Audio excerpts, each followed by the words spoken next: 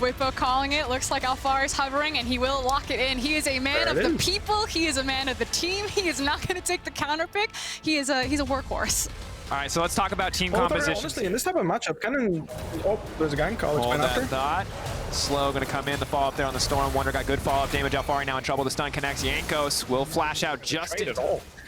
If you're not intending to take the Herald, then please just stay bottom side.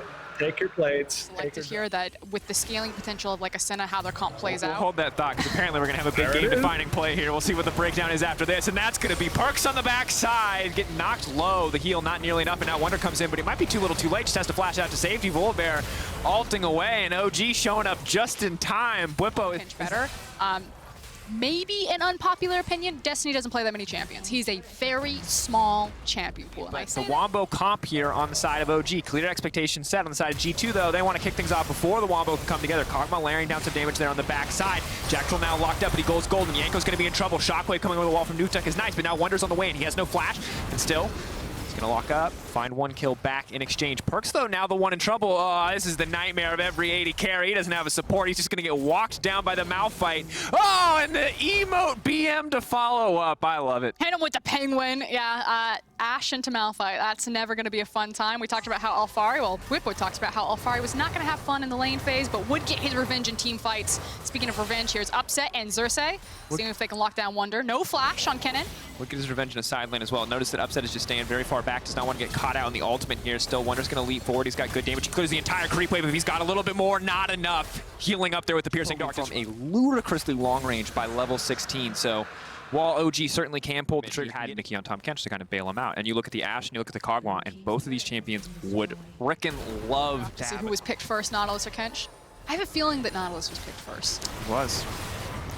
Going through there. Pulling back, though.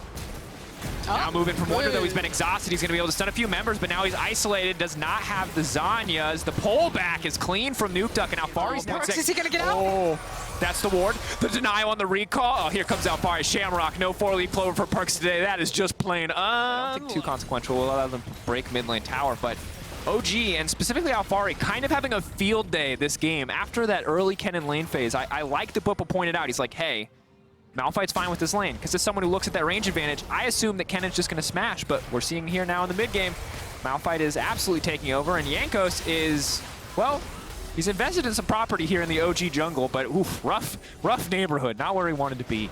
Those are not the returns that he was looking for on that property. Yeah, it's not great.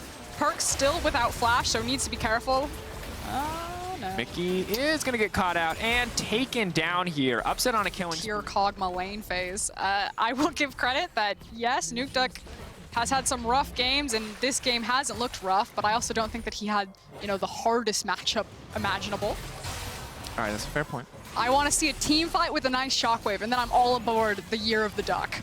It's just...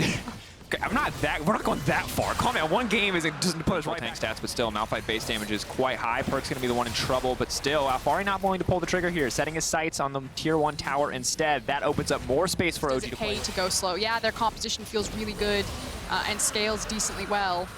But Caps tells me no, but if they did have eyes that Caps was using his back, well, Caps maybe is they in trouble now. Cataclysm comes out. Caps is going to just get shredded here. Shut down now for Upset. Nothing he can do. Wanders his way into the mid lane. It's very clear that there is nothing that G2 can do to stop this one. And OG, 6K.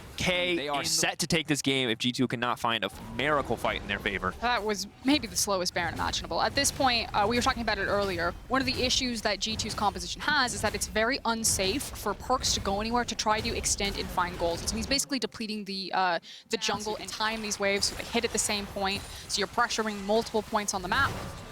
But also, AP Kog'Maw just obliterates waves, even when it could mean trouble.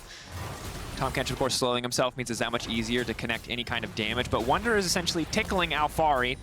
Just now has the Void Staff, would have to fully commit if he really wants to take anything away from that Malphite health bar, but it is just not worth it. So Xerxes is going to ferry in a wave in the mid lane. Now looking at that mid lane inhib tower, Alfari will break an inhib in the bottom side, and OG are very much set to close the game here. Commanding performance from them in the mid game after what was a pretty slow early game. Yeah, G2's effective carries right now, and Kennen and Kog'Maw just won't do damage to Alfari at this point.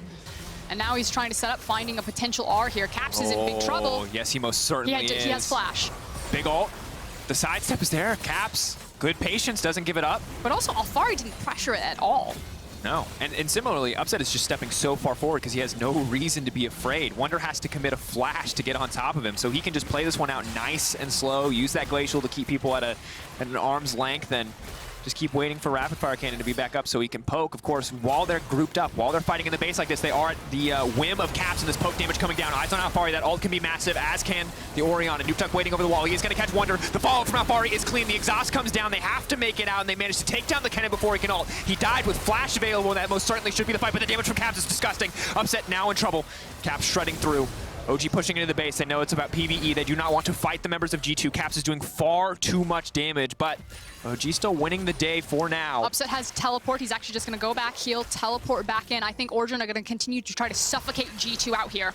Caps is going to burn through his mana pool very quickly if he keeps trying to use the Bio Arcane Barrage. Cost, of course, goes up the more and more. Balances out the low cooldown.